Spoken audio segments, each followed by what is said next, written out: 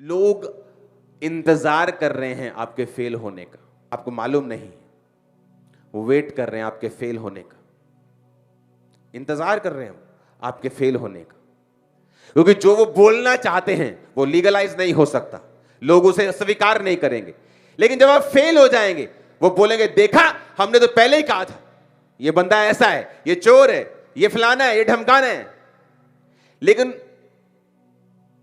तुम फेल तो पाप की वजह से हुए हो, उस वजह से नहीं जो लोग बोल रहे हैं। ध्यान से मेरी बात को समझना।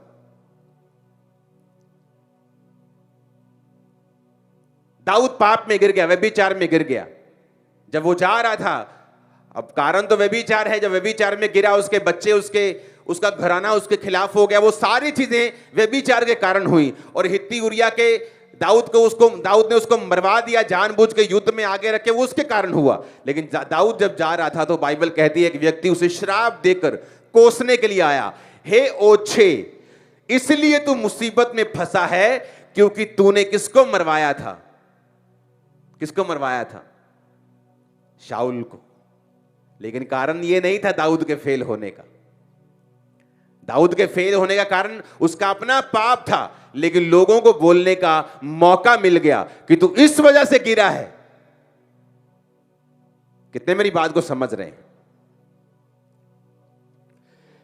परमेश्वर ने डायरेक्टली बोला है, मैं आपको इंस्पायर्ड वचन नहीं दे रहा हूं, डायरेक्ट आवाज जो खुदा ने दी है कि लोग इंतजार कर रहे हैं आपके फेल होने का, ताकि वो बोल सकें।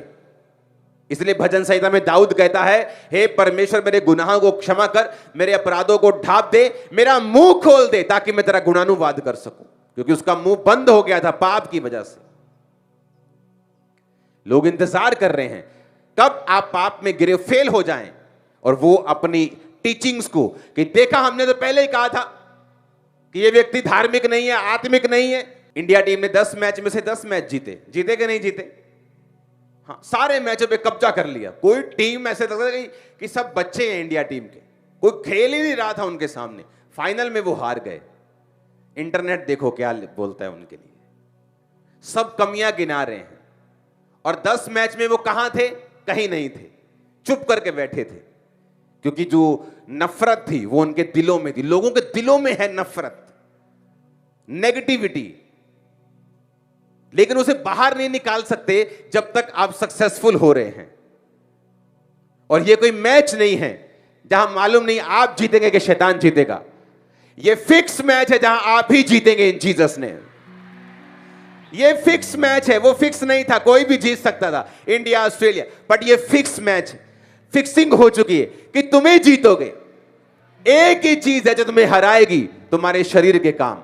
शैतान नहीं, विरोधी नहीं, शत्रु नहीं, उनकी प्लानिंग नहीं, उनकी प्लॉटिंग नहीं। वो प्लान कर ले, प्लॉट कर ले, तुम्हारे खिलाफ बोल रहे हैं, शर्मिंदा होंगे और तुम्हें 10 गुना बढ़ता हुआ देखेंगे। वो कुछ नहीं कर सकते, कुछ नहीं, नथिंग। वो जीरो है खुदा के सामने। तुम कोई पॉलिटिशियन नहीं है, कोई तुमको लोगों ने खड़ा किया है और लोग तुम्हें नीचा कर देंगे। तुम्हें खुदा ने खड़ा किया है और वो तुम्हें खड़ा रखेगा इन जीसस नेम। आमीन, आमीन।